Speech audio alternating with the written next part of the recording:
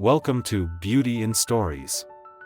This is a space where short, meaningful tales invite us to explore life's deep lessons and the beauty of emotions. Each story becomes a journey to listen, reflect, and rediscover values that are often overlooked in the busyness of life. Join us as we uncover inspiration, joy, and connection in these stories every day. And now, let's dive into today's story, Fragments of Memory. In a distant, forgotten place, there lay an ancient city hidden deep within the dense forest, where time seemed to stand still. This city was once a thriving center of civilization, with towering buildings and cobbled streets made of smooth, white stone. However, a mysterious catastrophe had struck, plunging the entire city into darkness and causing it to be forgotten by the world. The people there did not die, instead, they were transformed into wandering souls, devoid of memories of their former lives. The city was shrouded in thick mist, where day and night blurred into one. Amidst the ruins of this forsaken city lived a lone man named Elias, the only one who remained unscathed and still alive. He resided in an old house, spending his days trying to understand why everyone around him had turned into mindless phantoms. Each night, Elias was haunted by fragmented dreams of a past he could no longer clearly recall. One cold winter night, under the pale light of the moon, Elias heard a knock at his door. It was strange, for it had been ages since anyone in the city had enough presence of mind to knock. When he opened the door, he found a woman standing there. She had long, dark hair, deep eyes that seemed to hold secrets, and an air of mysterious elegance. "My name is Seraphine," she said, her voice as gentle as a breeze. "I've come to help you find what you've lost." Elias raised an eyebrow, skeptical. Help me? No one can help me escape this place. Don't you understand that everything here has been destroyed long ago? Seraphine simply smiled enigmatically without saying another word. She handed him a small, broken shard of a mirror that shimmered with light like 1,000 stars. "You need to find the remaining pieces. She told him. They will lead you to the truth." Elias took the shard and began his journey to find the other fragments scattered throughout the city. He wandered through desolate streets, where lost souls drifted aimlessly, devoid of any memory of themselves. Each time Elias found a new shard, it revealed fleeting visions, fragmented memories that were not entirely his own, yet stirred a deep sense of familiarity. With each fragment, he caught glimpses of a life he could not quite remember.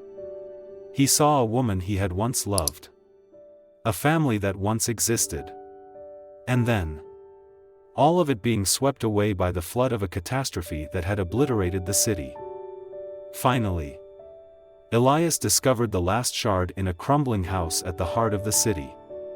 As he pieced the fragments together, the mirror emitted a blinding light, pulling him into another reality, a reality where he was still living before the city had fallen. It was then that Elias realized the terrible truth: he was the one who had caused the catastrophe.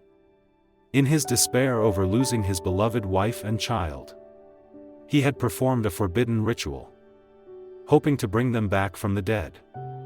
But instead of saving his family, he had unwittingly destroyed the entire city, trapping its inhabitants as soulless phantoms. Seraphine appeared once more, her eyes now filled with sorrow. "You tried to undo your mistakes, but sometimes what is lost can never be reclaimed," she said softly. "You created this prison, and your soul has been trapped here along with it." Elias came to understand that he had been living in an endless loop of regret and guilt.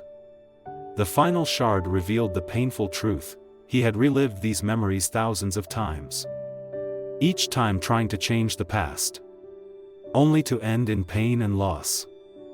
Seraphine gave him one last choice. You can continue to dwell in this city where time stands still, endlessly searching for a way to mend your mistakes. Or, you can accept the truth, forgive yourself, and set your soul free.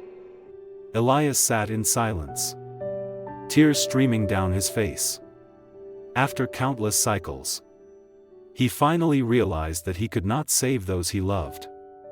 Nor could he undo what had happened. But he could release himself from the burden of his past and find freedom. In a final act of acceptance, Elias placed the mirror shard down and closed his eyes.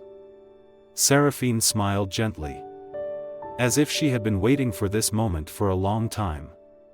When Elias opened his eyes again, he found himself standing in a field of vibrant flowers under the warm sunlight.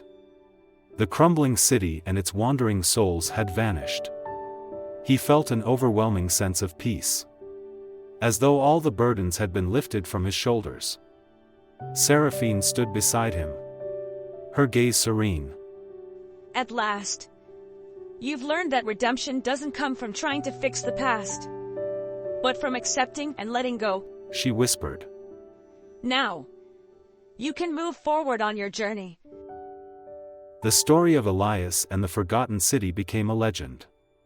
It was said that his soul was finally set free, merging with the flow of the universe. But the lesson he left behind continued to resonate. Sometimes salvation is not found in trying to fix what is broken, but in accepting and forgiving oneself. The fragments of the mirror were not just pieces of lost memories, but parts of a soul that needed healing. And when we learn to face ourselves, letting go of regret and pain, that is when we find true freedom. Thank you for joining Beauty in Stories for today's tale. I hope these moments have brought you meaningful insights and inspiration. If you enjoyed the content, don't forget to like, subscribe, and turn on notifications, so you won't miss any upcoming stories. See you in the next one. Goodbye!